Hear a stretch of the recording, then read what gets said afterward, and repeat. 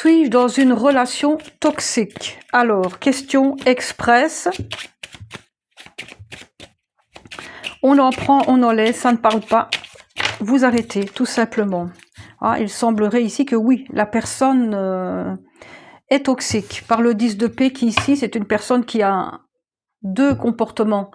De l'extérieur, il peut se montrer gentil et irréprochable. Mais une fois que les portes sont fermées, ce n'est plus le cas. D'accord? On a quelqu'un qui change de comportement une fois que les portes sont fermées. Allez, on y va.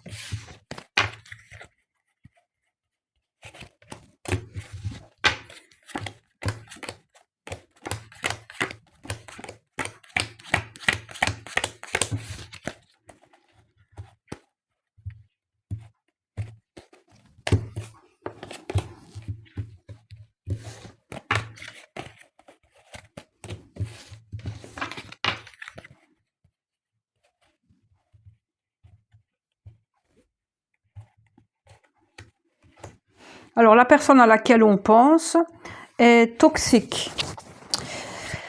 Ce qui est curieux ici, c'est que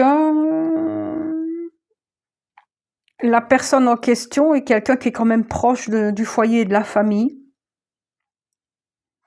Donc, c'est peut-être aussi donc une belle-mère, une belle-sœur ou quelque chose comme ça. Donc, on est dans un couple, mais la question est de savoir si la personne est toxique, mais ça touche des femmes surtout.